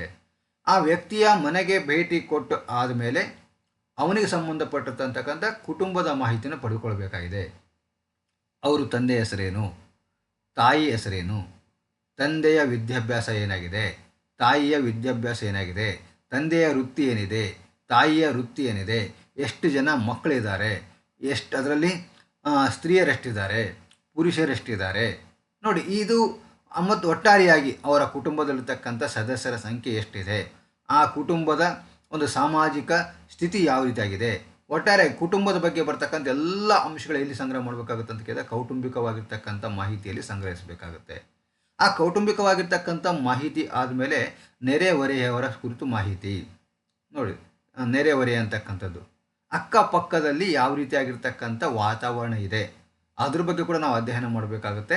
ಅದಕ್ಕೋಸ್ಕರವಾಗಿ ನೆರೆಹೊರೆಯವರ ಬಗ್ಗೆ ಕೂಡ ನಾವು ಇಲ್ಲಿ ಮಾಹಿತಿಯನ್ನು ಸಂಗ್ರಹಿಸಬೇಕಾಗುತ್ತೆ. ಅದಾದಮೇಲೆ ಬರ್ತಕ್ಕಂಥ ಅಂತ ಕೇಳಿದಾಗ ವ್ಯಕ್ತಿಯ ಕುರಿತಾಗಿರ್ತಕ್ಕಂಥ ಸಾಮಾಜಿಕ ಹಿನ್ನೆಲೆ ಅಂತಕ್ಕಂಥದ್ದು, ಆರ್ಥಿಕ ಹಿನ್ನೆಲೆ ಅಂತಕ್ಕಂಥದ್ದು, ಬೌದ್ಧಿಕ ಹಿನ್ನೆಲೆ ಅಂತಕ್ಕಂಥದ್ದು, ಅವನಿಗೆ ಸಂಬಂಧಪಟ್ಟಂಥ ಬೌದ್ಧಿಕವಾಗಿರ್ತಕ್ಕಂಥ ಮಾಹಿತಿ ಏನಿದೆಯೋ ಅದೆಲ್ಲವನ್ನು ಶಾಲೆಯಲ್ಲಿರ್ತಕ್ಕಂಥ ಶಿಕ್ಷಕರ ಮೂಲಕ ನಾವು ಏನು ಪಡ್ಕೊಳ್ಳೋಕೆ ಸಾಧ್ಯ ಆಗುತ್ತೆ. ಹೀಗೆ ಅವನ ಪರಿಚಯಾತ್ಮಕವಾಗಿರ್ತಕ್ಕಂಥ ಮಾಹಿತಿಯಿಂದ ಹಿಡ್ಕೊಂಡು ಇಲ್ಲಿವರೆಗೂ ಅವನು ಯಾವ ತರಗತಿಯಲ್ಲಿ ಅಧ್ಯಯನ ಮಾಡ್ತಾನೋ ಅಲ್ಲಿವರೆಗೂ ಸಮಗ್ರವಾಗಿರ್ತಕ್ಕಂಥ ಮಾಹಿತಿಯನ್ನು ಕಲೆ ಆಗ್ತಕ್ಕಂಥ ಕೆಲಸವನ್ನು ಯಾರು ಮಾಡ್ಬೇಕಂತ ಕೇಳಿದಾಗ ವ್ಯಕ್ತಿ ಅಧ್ಯಯನ ಮಾಡ್ತಕ್ಕಂಥ ವ್ಯಕ್ತಿಗಳು ಮಾಡಬೇಕಾಗುತ್ತೆ. ಅದಕ್ಕೋಸ್ಕರ ಅಂತ ಕೇಳ್ತೇವೆ ವ್ಯಕ್ತಿಯ ಬಗ್ಗೆ ಸುಸಂಗತವಾಗಿರ್ತಕ್ಕಂಥ ಮಾಹಿತಿ ತಯಾರಿಕೆ ಅಂತಕ್ಕಂಥದ್ದು, ಪರಿಚಯಾತ್ಮಕವಾಗಿರ್ತಕ್ಕಂಥ ಮಾಹಿತಿ, ಕೌಟುಂಬಿಕ ಮಾಹಿತಿ, ನೆರೆಹೊರೆಯ ಬಗ್ಗೆ ಮಾಹಿತಿ, ಅವನ ಸಾಮಾಜಿಕ ಮಾಹಿತಿ, ಅವನ ಆರ್ಥಿಕವಾಗಿರ್ತಕ್ಕಂಥ ಮಾಹಿತಿ, ಬೌದ್ಧಿಕವಾಗಿರ್ತಕ್ಕಂಥ ಮಾಹಿತಿ, ಭೌತಿಕವಾಗಿರ್ತಕ್ಕಂಥ ಚಟುವಟಿಕೆಗಳ ಬಗ್ಗೆ ಮಾಹಿತಿ, ಅವನು ಯಾವ ಕ್ರೀಡೆಯಲ್ಲಿ ಆಸಕ್ತಿ ಇದ್ದ, ಯಾವ ಕ್ರೀಡೆಯನ್ನು ಮಾಡ್ತಾ ಇದ್ದಾನೆ, ಯಾವ ರೀತಿಯಾಗಿರ್ತಕ್ಕಂಥ ಕಲೆಯಲ್ಲಿ ಆಸಕ್ತಿ ಇದೆ, ಎಲ್ಲ ರೀತಿಯಾಗಿರ್ತಕ್ಕಂಥ ಮಾಹಿತಿಯನ್ನು ಇಲ್ಲಿ ಸುಸಂಗತವಾಗಿರ್ತಕ್ಕಂಥ ಮಾಹಿತಿಯನ್ನು ಕಲಿಯಬೇಕಾಗುತ್ತೆ. ಅದಕ್ಕೋಸ್ಕರವಾಗಿ ವ್ಯಕ್ತಿ ಅಧ್ಯಯನದಲ್ಲಿ ಬರ್ತಕ್ಕಂಥ 3ನೇ ಹಂತ ಅಂತ ಕೇಳಿದಾಗ ವ್ಯಕ್ತಿಯ ಬಗ್ಗೆ ಸುಸಂಗತ ಮಾಹಿತಿ ತಯಾರಿಕೆ. ನೋಡಿ ನೆಕ್ಸ್ಟ್ 4th ಒನ್, ಇಲ್ಲಿ ಏನೇನು ಇನ್ಫಾರ್ಮೇಷನ್ ಏನೇನು ಡಾಟಾವನ್ನು ಕಲೆಕ್ಷನ್ ಮಾಡಿದೆವೋ ಆ ಎಲ್ಲ ಡಾಟಾವನ್ನು ವಿಶ್ಲೇಷಣೆ ಮಾಡ್ತಕ್ಕಂಥ ಯಾವುದಂತ ಕೇಳಿದಾಗ 4ನೇ ಹಂತ. ನಾವೇನು ಅವನ ಶಾಲೆಗೆ ಭೇಟಿ ನೀಡಿದ್ವಿ, ಅವನ ಮನೆಗೆ ಭೇಟಿ ನೀಡಿದ್ವಿ, ಅವನ ನೆರೆಹೊರೆಯಲ್ಲಿ ಭೇಟಿ ನೀಡಿದ್ವಿ, ಇಷ್ಟೆಲ್ಲ ಭೇಟಿ ಕೊಟ್ಟು ಅವನ ಬಗ್ಗೆ ಏನು ಇನ್ಫಾರ್ಮೇಷನ್ ನಾವು ಕಲೆಕ್ಟ್ ಮಾಡಿದ್ದೀವಿ ಆ ಎಲ್ಲ ಡಾಟಾವನ್ನು ನಾವು ಒಂದು ಸಲ ಏನು ಮಾಡಬೇಕಾಗುತ್ತೆ ಅಂತ ಕೇಳಿದಾಗ ಕುಂತ್ಕೊಂಡು ಅನಾಲಿಸಿಸ್ ಮಾಡಬೇಕಾಗುತ್ತೆ. ಆ ವಿಶ್ಲೇಷಣೆಗೆ ಒಳಪಡಿಸಿದಾಗ ಮಾತ್ರ ಆ ವ್ಯಕ್ತಿಯ ಸಮಸ್ಯೆಗೆ ಕಾರಣಗಳು ಏನಿರ್ಬೋದು ಅಂತಕ್ಕಂಥ ತಿಳ್ಕೊಳ್ಳೋಕೆ ಸಾಧ್ಯ ಆಗುತ್ತೆ. ಅದಕ್ಕೋಸ್ಕರಾಗಿ 4ನೇ ಹಂತ ಅನಾಲಿಸಿಸ್ ಆಫ್ ದಿ ಡಾಟಾ ಆಗಿದ್ರೆ 5ನೇ ಹಂತ ಯಾವುದಪ್ಪ ಅಂತ ಕೇಳಿದಾಗ ಫೈಂಡಿಂಗ್ ದಿ ಕಾಸಸ್ ಅಂತಕ್ಕಂಥದ್ದು, ಸಮಸ್ಯೆಗೆ ಕಾರಣಗಳನ್ನು ಹುಡುಕಲಿಕ್ಕೆ ಸಾಧ್ಯ ಆಗುತ್ತೆ. ಅದಕ್ಕೋಸ್ಕರವಾಗಿ ಸಂಗ್ರಹಿಸಿರ್ತಕ್ಕಂಥ ಮಾಹಿತಿಯನ್ನು ವಿಶ್ಲೇಷಣೆ ಮಾಡಬೇಕಾಗುತ್ತೆ. ವಿಶ್ಲೇಷಣೆ ಮಾಡಿರ್ತಕ್ಕಂಥ ಮಾಹಿತಿಯನ್ನು ನಾವು ಅಬ್ಸರ್ವೇಷನ್ ಮಾಡಿದಾಗ ನಮಗೇನು ಸಿಗ್ತಾವೆ ಅಂತ ಕೇಳಿದಾಗ ಆ ಸಮಸ್ಯೆಗೆ ಇರ್ತಕ್ಕಂಥ ಮೂಲ ಕಾರಣಗಳನ್ನು ಪತ್ತೆ ಹಚ್ಚಲಿಕ್ಕೆ ಏನಾಗುತ್ತೆ ಇಲ್ಲಿ ಸಾಧ್ಯ ಆಗುತ್ತೆ. ಯಾವಾಗ ಕಾರಣಗಳು ನಮಗೆ ಸಿಗ್ತಾವೋ ಆಮೇಲೆ ನಾವೇನು ಮಾಡ್ಬೋದು ಅಂತ ಕೇಳಿದ್ರೆ ಸಮಸ್ಯೆಗೆ ಪರಿಹಾರಗಳನ್ನು ನಿರ್ಧಾರ ಮಾಡಲಿಕ್ಕೆ ಏನಾಗುತ್ತೆ ಇಲ್ಲಿ ಸಾಧ್ಯ ಆಗುತ್ತೆ.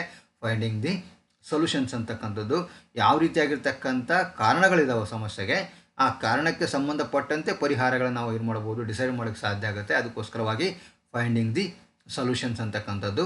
ಪರಿಹಾರೋಪಾಯಗಳನ್ನು ಕಾರ್ಯಗತಗೊಳಿಸುವುದು, ಒಂದು ಸಲ ಏನು ಪರಿಹಾರ ಕೊಡಬೇಕಂತ ನಿರ್ಧಾರ ಮಾಡ್ತೀವೋ ಆ ನಿರ್ಧಾರ ಸರಿಯಾಗಿ ಇದೆ ಅಂತಕ್ಕಂಥ ಕನ್ಫರ್ಮೇಷನ್ ನಮಗೆ ಸಿಕ್ಕ ಮೇಲೆ ಅದನ್ನು ಇಂಪ್ಲಿಮೆಂಟೇಷನ್ ಮಾಡ್ತಕ್ಕಂಥ ಕೆಲಸವನ್ನು ಮಾಡಬೇಕಾಗುತ್ತೆ. ಅದಕ್ಕೋಸ್ಕರ ಇಂಪ್ಲಿಮೆಂಟೇಷನ್ ಆಫ್ ದಿ ಸೊಲ್ಯೂಷನ್ಸ್ ಅಂತಕ್ಕಂಥದ್ದು, ಅವನಿಗಿರ್ತಕ್ಕಂಥ ಸಮಸ್ಯೆಗೆ ನಾವು ಪರಿಹಾರವನ್ನು ಕೊಟ್ಟು ಸಾಮಾನ್ಯ ವರ್ತನೆಗೊಳಿಸ್ತಕ್ಕಂಥ ರೀತಿಯಲ್ಲಿ ಆ ವ್ಯಕ್ತಿಯನ್ನು ತರಬೇಕಾಗಿತ್ತಂತಂದರೆ ಆ ಪರಿಹಾರೋಪಾಯಗಳನ್ನು ನಾವು ಏನೋಕ್ಕಾಗುತ್ತೆ ಸೊಲ್ಯೂಷನ್ಸ್ಗಳನ್ನು ಇಂಪ್ಲಿಮೆಂಟ್ ಮಾಡಬೇಕಾಗುತ್ತೆ. ಅದಕ್ಕೋಸ್ಕರವಾಗಿ 7ನೇ ಹಂತ ಪರಿಹಾರೋಪಾಯಗಳನ್ನು ಕಾರ್ಯಗತಗೊಳಿಸ್ತಕ್ಕಂಥದ್ದು. ನೆಕ್ಸ್ಟ್ ಲಾಸ್ಟ್ ಒನ್, ಸಮಸ್ಯೆ ಮರುಕಳಿಸದಂತೆ ಎಚ್ಚರಿಕೆ ವಹಿಸ್ತಕ್ಕಂಥದ್ದು.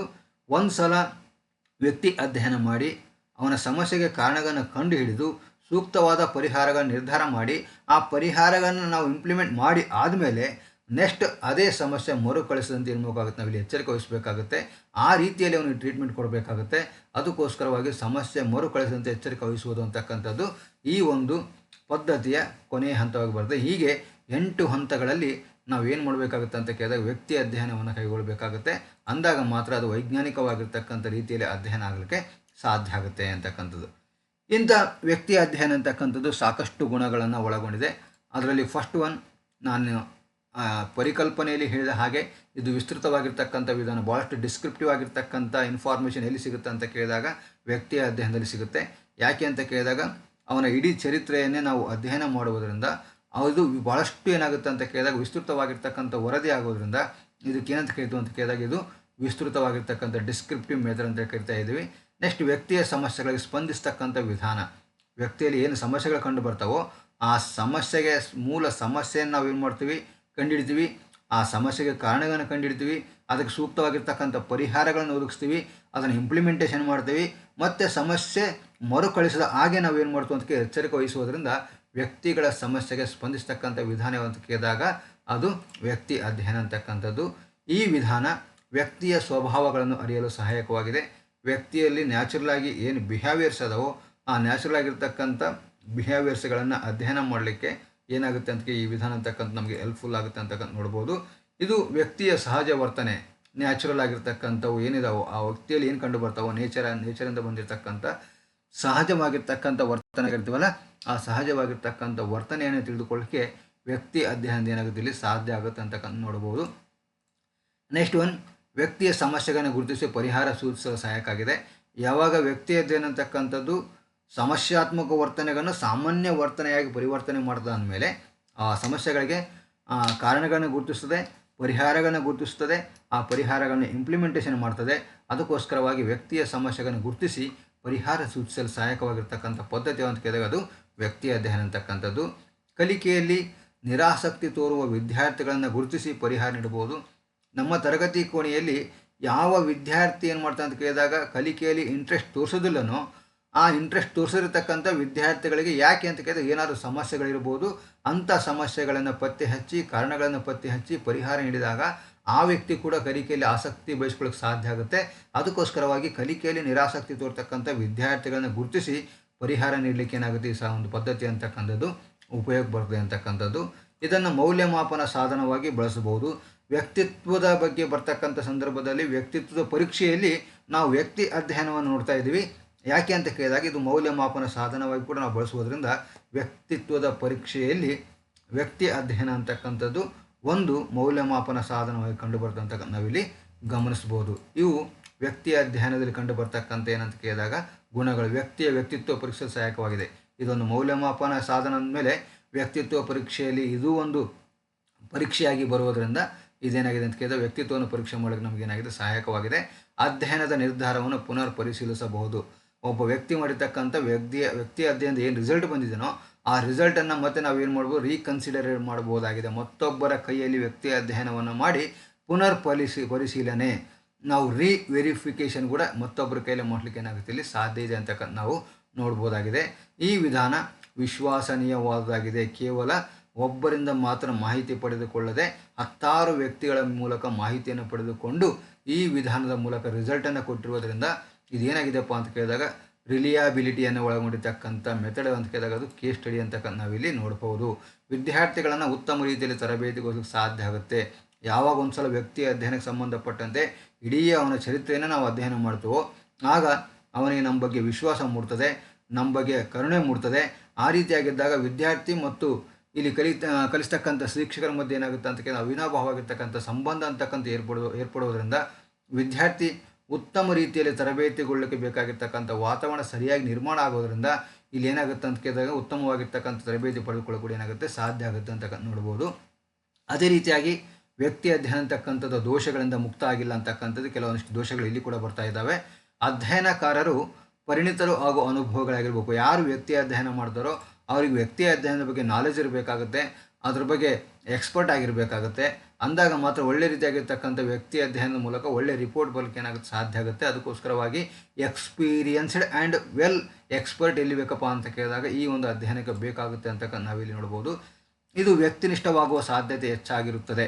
ವ್ಯಕ್ತಿ ಅಧ್ಯಯನ ಮಾಡ್ತಕ್ಕಂಥ ವ್ಯಕ್ತಿ ಏನಾದರೂ ಪೂರ್ವಗ್ರಹ ಪೀಡಿತಕ್ಕೆ ಒಳಗಾದಾಗ ಆ ವ್ಯಕ್ತಿ ಅಧ್ಯಯನ ಮಾಡ್ತಕ್ಕಂಥ ಸಂದರ್ಭದಲ್ಲಿ ಅವನ ಬಗ್ಗೆ ಸುಳ್ಳು ಮಾಹಿತಿಯನ್ನು ಕೊಟ್ಟಾಗ ಇಲ್ಲಿ ಏನಾಗುತ್ತಪ್ಪ ಅಂತ ಕೇಳಿದಾಗ ವ್ಯಕ್ತಿನಿಷ್ಠತೆಗೆ ಏನಾಗುತ್ತೆ ಎಡೆ ಮಾಡಿಕೊಡುತ್ತೆ ಅಂತಕ್ಕಂಥ ನಾವಿಲ್ಲಿ ಗಮನಿಸಬೇಕಾಗುತ್ತೆ. ಈ ವಿಧಾನ ಸಂಗ್ರಹಿಸಿದ ಮಾಹಿತಿ ವಸ್ತುನಿಷ್ಠವಾಗಿಲ್ಲದಿರುವುದು.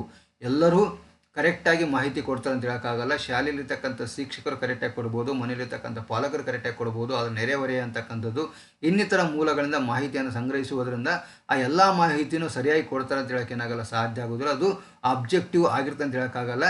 ಅದೇನಾಗ್ಬೋದು ಸಬ್ಜೆಕ್ಟಿವ್ ಕೂಡ ಆಗ್ಬೋದು. ಆ ರೀತಿ ಸಬ್ಜೆಕ್ಟಿವ್ ಆಗಿದ್ದಾಗ ಆ ವ್ಯಕ್ತಿ ಅಧ್ಯಯನದಿಂದ ಸೂಕ್ತವಾಗಿರ್ತಕ್ಕಂಥ ಬದಲಾವಣೆ ತರಲಿಕ್ಕೆ ಏನಾಗಲ್ಲ ಸಾಧ್ಯ ಆಗೋದಿಲ್ಲ.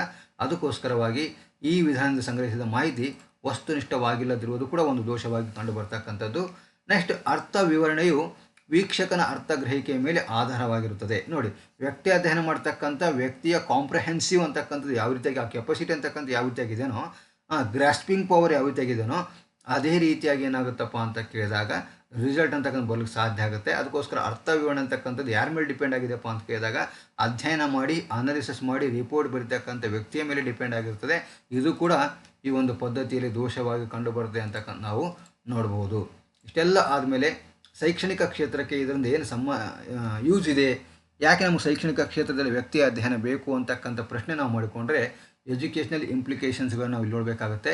ತರಗತಿಯಲ್ಲಿನ ಸಮಸ್ಯಾತ್ಮಕ ಮಕ್ಕಳನ್ನು ಗುರುತಿಸಿ ಪರಿಹಾರ ನೀಡಲು ಅವಶ್ಯಕವಾಗಿದೆ. ನಾನು ಆಗಲೇ ಹೇಳಿದಂತೆ ತರಗತಿ ಕೊಂಡಿರತಕ್ಕಂಥ ಮಕ್ಕಳಲ್ಲಿ ಸಾಕಷ್ಟು ಸಮಸ್ಯೆಗೆ ನಾವು ಕಾಣ್ತಾ ಇದ್ದೀವಿ. ಆ ಸಮಸ್ಯೆಗಳನ್ನು ಗುರುತಿಸಬೇಕಾಗತ್ತೆ, ಪರಿಹಾರ ಕೊಡಬೇಕಾಗತ್ತೆ. ಅಂಥ ರೀತಿಯಲ್ಲಿ ಸಮಸ್ಯೆಗಳನ್ನು ಗುರುತಿಸಿ ಪರಿಹಾರವನ್ನು ಕೊಟ್ಟು ಸಾಮಾನ್ಯ ಮಕ್ಕಳಂತೆ ಅವನಲ್ಲಿ ಕೂಡ ಸಾಮಾನ್ಯ ವರ್ತನೆಯನ್ನು ತರಬೇಕಾಗಿತ್ತು ಅಂತಂದರೆ ನಮಗೇನು ಬೇಕಂತ ವ್ಯಕ್ತಿ ಅಧ್ಯಯನದ ಅವಶ್ಯಕತೆ ಬಹಳಷ್ಟು ಇಲ್ಲಿ ಕಂಡುಬರುತ್ತೆ ಅಂತಕ್ಕಂಥದ್ದನ್ನು ನೋಡ್ಬೋದು. ವಿದ್ಯಾರ್ಥಿಗಳ ವೈಯಕ್ತಿಕ ಅಧ್ಯಯನ ಮಾಡಲು ಉಪಯುಕ್ತ ಪದ್ಧತಿ ನೋಡಿ, ನಾವು ಪರ್ಸ್ನಲ್ ಆಗಿ ಕೇರ್ ತೊಗೋಬೇಕಾಗಿದೆ, ಇಂಡಿವಿಜುವಲ್ ಕೇರ್ ಅಂತ ಕರಿತೀವಲ್ಲ, ಆ ಇಂಡಿವಿಜುವಲ್ ಕೇರ್ ಅಂತಕ್ಕಂಥ ನಾವು ತಗೋಬೇಕಾಗಿತ್ತು ಅಂತಂದರೆ ಎಲ್ಲ ವಿದ್ಯಾರ್ಥಿಗಳಿಗೆ ಇಂಡಿವಿಜುವಲ್ ಕೇರ್ ಮಾಡಬೇಕಾಗಿತ್ತು ಅಂತಂದರೆ ನಮಗೇನಂತ ಕೇಳಿದ್ರೆ ವೈಯಕ್ತಿಕವಾಗಿರ್ತಕ್ಕಂಥ ವ್ಯಕ್ತಿ ಅಧ್ಯಯನ ಅಂತಕ್ಕಂಥದ್ದು ಉಪಯೋಗಕ್ಕೆ ಬರ್ತದೆ ಅಂತಕ್ಕಂಥ ನಾವಿಲ್ಲಿ ನೋಡಬೇಕಾಗುತ್ತೆ. ನೆಕ್ಸ್ಟ್ ಒನ್, ಇದು ತರಗತಿಯಲ್ಲಿನ ಅಸಾಮಾನ್ಯ ಮಕ್ಕಳ ಸಮಸ್ಯೆಗಳಿಗೆ ಪರಿಹಾರವನ್ನು ಒದಗಿಸುತ್ತದೆ. ನಮ್ಮ ತರಗತಿ ಕೋಣೆಯಲ್ಲಿ ಸಾಮಾನ್ಯ ಮಕ್ಕಳು ಯಾವ ರೀತಿಯಾಗಿರ್ತಾರೋ ಅದೇ ರೀತಿಯಾಗಿ ಕೆಲವೊಂದಿಷ್ಟು ಜನ ಅಸಾಮಾನ್ಯವಾಗಿರ್ತಕ್ಕಂಥ ವರ್ತನೆಗಳಿರ್ತಕ್ಕಂಥ ಮಕ್ಕಳು ಇರ್ತಾರೆ, ವಿಶಿಷ್ಟವಾಗಿರ್ತಕ್ಕಂಥ ವಿಶೇಷವಾಗಿರ್ತಕ್ಕಂಥ ಸಮಸ್ಯೆಗಳನ್ನು ಅನುಭವಿಸ್ತಕ್ಕಂಥ ಮಕ್ಕಳು ಇರ್ತಾರೆ. ಆ ಅಸಾಮಾನ್ಯವಾಗಿರ್ತಕ್ಕಂಥ ವಿಶೇಷವಾಗಿರ್ತಕ್ಕಂಥ ವಿಶಿಷ್ಟವಾಗಿರ್ತಕ್ಕಂಥ ಮಕ್ಕಳ ಸಮಸ್ಯೆಗಳಿಗೆ ಪರಿಹಾರವನ್ನು ಕೊಡಬೇಕಾಗಿತ್ತು ಅಂತಂದರೆ ನಾವು ವ್ಯಕ್ತಿ ಅಧ್ಯಯನವನ್ನು ಇಲ್ಲಿ ಬಳಕೆ ಮಾಡಿಕೊಳ್ಬೇಕಾಗುತ್ತೆ ಅಂತಕ್ಕಂಥದ್ದನ್ನು ಗಮನಿಸಬೇಕು. ಶಿಕ್ಷಕರು ಮಕ್ಕಳ ವರ್ತನೆಗಳನ್ನು ಅರಿತು ಅದಕ್ಕೆ ಅನುಗುಣವಾಗಿ ಬೋಧನೆ ನೀಡಲು ಸಹಾಯಕವಾಗಿದೆ. ನೋಡಿರಿ, ಶಿಕ್ಷಕರಾದವರು ಕೂಡ ಯಾವ ರೀತಿಯಾಗಿರ್ತಕ್ಕಂಥ ಟೀಚಿಂಗ್ ಮೆಥಡ್ಸ್ಗಳನ್ನು ಯೂಸ್ ಮಾಡ್ಕೊಳ್ಬೇಕಂತ ಕೇಳಿದಾಗ ಮಕ್ಕಳ ವರ್ತನೆಗಳು ಯಾವ ರೀತಿಯಾಗಿದ್ದಾವನೋ ಆ ಮಕ್ಕಳ ವರ್ತನೆಗಳಿಗೆ ಸಂಬಂಧಪಟ್ಟಂತೆ ಟೀಚರ್ ಆದಂಥ ತನ್ನ ಬೋಧನಾ ಕ್ರಮವನ್ನು ಅನುಸರಿಸಬೇಕಾಗಿರುವುದರಿಂದ ಶಿಕ್ಷಕನ ಬೋಧನೆಯೂ ಕೂಡ ಇಲ್ಲಿ ವ್ಯಕ್ತಿ ಅಧ್ಯಯನ ಅಂತಕ್ಕಂಥ ಭಾಳಷ್ಟು ಉಪಯುಕ್ತವಾಗಿರ್ತಕ್ಕಂಥ ಪದ್ಧತಿ ಅಂತಕ್ಕಂಥದ್ದು. ಈ ವಿಧಾನ ವ್ಯಕ್ತಿಯ ಸಂಪೂರ್ಣ ಮಾಹಿತಿಯನ್ನು ಒದಗಿಸುತ್ತದೆ ಅಂತಕ್ಕಂಥ ನೋಡಿ, ನಮ್ಮ ತರಗತಿ ಕೊಂಡಿರ್ತಕ್ಕಂಥ ಮಗುವಿನ ಬಗ್ಗೆ ನಮಗೆ ಸಂಪೂರ್ಣವಾಗಿರ್ತಕ್ಕಂಥ ಮಾಹಿತಿ ಬೇಕು ಅಂತಂದರೆ ನಾವೇನು ಮಾಡ್ಬೇಕಂತ ಕೇಳಿದಾಗ ವ್ಯಕ್ತಿ ಅಧ್ಯಯನವನ್ನು ಕೈಗೊಂಡಾಗ ಸಂಪೂರ್ಣವಾಗಿರ್ತಕ್ಕಂಥ ಮಾಹಿತಿ ನಮಗೆ ಸಿಗಲಿಕ್ಕೆ ಸಾಧ್ಯ ಆಗುತ್ತೆ. ಇದು ವ್ಯಕ್ತಿಯ ವ್ಯಕ್ತಿತ್ವ ವಿಕಾಸಕ್ಕೆ ಸಹಾಯಕವಾಗುತ್ತದೆ. ನೋಡಿ, ತರಗತಿ ಕೊಂಡಿರ್ತಕ್ಕಂಥ ಮಕ್ಕಳ ವ್ಯಕ್ತಿತ್ವವನ್ನು ಸರಿಯಾಗಿ ರೂಪಿಸಬೇಕಾಗಿತ್ತು ಅಂತಂದರೆ ನಾವು ವ್ಯಕ್ತಿ ಅಧ್ಯಯನದ ಬಗ್ಗೆ ಮಾಹಿತಿಯನ್ನು ಜ್ಞಾನವನ್ನು ಪಡೆದುಕೊಂಡಿರಬೇಕಾಗುತ್ತೆ ಅಂತಕ್ಕಂಥ ನಾವಿಲ್ಲಿ ನೋಡ್ಬೋದು. ಮಕ್ಕಳಲ್ಲಿರುವ ದೌರ್ಬಲ್ಯಗಳಿಗೆ ಕಾರಣಗಳನ್ನು ಪತ್ತೆ ಹಚ್ಚಲು ಸಹಾಯಕವಾಗಿದೆ. ಕೆಲವೊಂದಿಷ್ಟು ಮಕ್ಕಳು ದೌರ್ಬಲ್ಯಗಳಿಂದ ಕೂಡಿರ್ತಾರೆ, ಆ ದೌರ್ಬಲ್ಯಗಳಿಂದನೇ ಕಲಿಕೆಯಲ್ಲಿ ಹಿಂದುಳಿಕ್ಕೆ ಸಾಧ್ಯ ಆಗಿರ್ತದೆ. ಅಂಥ ದೌರ್ಬಲ್ಯಗಳನ್ನು ಪತ್ತೆ ಹಚ್ಚಿ ಅವಳ ಕಾರಣಗಳನ್ನು ಕಂಡು ಹಿಡಿದು ನಾವು ಪರಿಹಾರವನ್ನು ಕೊಡಬೇಕಾಗಿತ್ತು ಅಂತ ಕೇಳಿದಾಗ ನಮಗೇನು ಬೇಕಂತ ವ್ಯಕ್ತಿ ಅಧ್ಯಯನ ಬೇಕಾಗುತ್ತೆ. ಅದಕ್ಕೋಸ್ಕರವಾಗಿ ಇದು ಕೂಡ ಶೈಕ್ಷಣಿಕವಾಗಿ ನಮಗೆ ಅವಶ್ಯಕವಾಗಿದೆ ಅಂತಕ್ಕಂಥದ್ದು. ಇದು ಒಂದು ಗುಂಪು, ಸಂಸ್ಥೆ, ಸಮಾಜ ಮತ್ತು ವ್ಯಕ್ತಿಯ ಏಳಿಗೆಗೆ ಮತ್ತು ವಿಫಲತೆಗೆ ಕಾರಣಗಳನ್ನು ಹುಡುಕಿ ಪರಿಹಾರಗಳನ್ನು ಒದಗಿಸುವ ಪದ್ಧತಿಯಾಗಿದೆ. ನೋಡಿ, ಕೇವಲ ಸಮಸ್ಯೆ ಅಂತ ಬಂದಾಗ ಸಮಸ್ಯಾತ್ಮಕವಾಗಿರ್ತಕ್ಕಂಥ ಅಂಶ ಅಂತ ಬಂದಾಗ ಕೇವಲ ವಿಫಲತೆಗೆ ಸಂಬಂಧಪಟ್ಟಿರ್ತಕ್ಕಂಥ ಕಾರಣಗಳು ಮಾತ್ರ ಅಲ್ಲ, ಏಳಿಗೆಗೆ ಯಾವ ರೀತಿಯಾಗಿ ಆ ಒಂದು ತರಗತಿ ಆಗಿರ್ಬೋದು, ಗುಂಪು ಆಗಿರ್ಬೋದು, ಸಂಸ್ಥೆ ಆಗಿರ್ಬೋದು, ಸಮಾಜ ಆಗಿರ್ಬೋದು, ವ್ಯಕ್ತಿ ಆಗಿರ್ಬೋದು ಏಳಿಗೆ ಆದ ಅಂತಕ್ಕಂಥ ನಾವು ತಿಳ್ಕೊಬೇಕಾದ್ರೂ ಕೂಡ ನಮಗೇನು ಬೇಕಂತ ಕೇಳಿದಾಗ ಇಲ್ಲಿ ವ್ಯಕ್ತಿ ಅಧ್ಯಯನ ಅಂತಕ್ಕಂಥ ಬೇಕಾಗಿದೆ ಅಂತಕ್ಕಂಥ ನಾವು ನೋಡಬಹುದಾಗಿದೆ. ಹೀಗೆ ವ್ಯಕ್ತಿ ಅಧ್ಯಯನ ಅಂತಕ್ಕಂಥದ್ದು ಶೈಕ್ಷಣಿಕ ಕ್ಷೇತ್ರದಲ್ಲಿ ಕೂಡ ಬಹಳಷ್ಟು ಉಪಯುಕ್ತತೆಯನ್ನು ಪಡೆದುಕೊಂಡಿದ್ದು ತರಗತಿ ಕೋಣೆಯ ಶಿಕ್ಷಕನಿಗೆ ವ್ಯಕ್ತಿ ಅಧ್ಯಯನದ ಜ್ಞಾನದ ಅವಶ್ಯಕತೆ ಸಾಕಷ್ಟು ಇದೆ ಅಂತಕ್ಕಂಥದ್ದನ್ನು ನಾವಿಲ್ಲಿ ಗಮನಿಸಿ ಪ್ರತಿಯೊಬ್ಬ ಶಿಕ್ಷಕರಾದರೂ ಏನು ಮಾಡಬೇಕಂತ ಕೇಳಿದಾಗ ವ್ಯಕ್ತಿ ಅಧ್ಯಯನದ ಬಗ್ಗೆ ಅರಿವನ್ನು ಮೂಡಿಸಿಕೊಂಡಾಗ ಮಾತ್ರ ತರಗತಿ ಕೋಣೆಯಲ್ಲಿರ್ತಕ್ಕಂಥ ಎಲ್ಲ ವಿದ್ಯಾರ್ಥಿಗಳಿಗೆ ನಾವು ಸರಿಯಾಗಿ ಬೋಧನೆ ಮಾಡಲಿಕ್ಕೆ ಸಾಧ್ಯ ಆಗುತ್ತೆ. ಅದಕ್ಕೋಸ್ಕರವಾಗಿ ಪ್ರತಿಯೊಬ್ಬ ಶಿಕ್ಷಕರಾದವರು ಆ ಕೇಸ್ ಸ್ಟಡಿಯನ್ನು ಸರಿಯಾಗಿ ಅರ್ಥೈಸ್ಕೊಳ್ಬೇಕಾಗತ್ತೆ, ಅದನ್ನೇ ಜ್ಞಾನವನ್ನು ಪಡೆದುಕೊಳ್ಬೇಕಾಗತ್ತೆ. ಸೂಕ್ತ ಸಮಯದಲ್ಲಿ ಸೂಕ್ತವಾಗಿರ್ತಕ್ಕಂಥ ರೀತಿಯಲ್ಲಿ ಆ ಪದ್ಧತಿಯನ್ನು ನಾವು ಇಲ್ಲಿ ಬಳಕೆ ಮಾಡಿಕೊಳ್ಬೇಕಾಗುತ್ತೆ ಅಂತಕ್ಕಂಥ ಮಾತಿನೊಂದಿಗೆ ಈ ಒಂದು ಕೇಸ್ ಸ್ಟಡಿ ಪದ್ಧತಿಯ ಬಗ್ಗೆ ನಾನು ಇಲ್ಲಿಗೆ ತರಗತಿಯನ್ನು ಮುಗಿಸ್ತಾ ಇದ್ದೇನೆ. ಮತ್ತು ಮುಂದಿನ ತರಗತಿಯೊಂದಿಗೆ ಭೇಟಿಯಾಗೋಣ ಅಂತಕ್ಕಂಥ ಮಾತನ್ನು ಹೇಳ್ತಾ ನಮ್ಮ NVN ಅಕಾಡೆಮಿಯ ಯೂಟ್ಯೂಬ್ ಚಾನಲ್ಗೆ ನೀವಿನ್ನೂ ಸಬ್ಸ್ಕ್ರೈಬ್ ಆಗಿಲ್ಲ ಅಂತಂದರೆ ತಾವೆಲ್ಲರೂ ಸಬ್ಸ್ಕ್ರೈಬ್ ಆದರೆ ಮುಂದೆ ಬರ್ತಕ್ಕಂಥ ವಿಡಿಯೋಗಳನ್ನು ಆಲಿಸಲಿಕ್ಕೆ ಸಾಧ್ಯ ಆಗುತ್ತೆ ಅಂತಕ್ಕಂಥ ಮಾತನ್ನು ಹೇಳ್ತಾ ಇವತ್ತಿನ ತರಗತಿಯನ್ನು ಮುಗಿಸ್ತಾ ಇದ್ದೇನೆ. ಧನ್ಯವಾದಗಳು.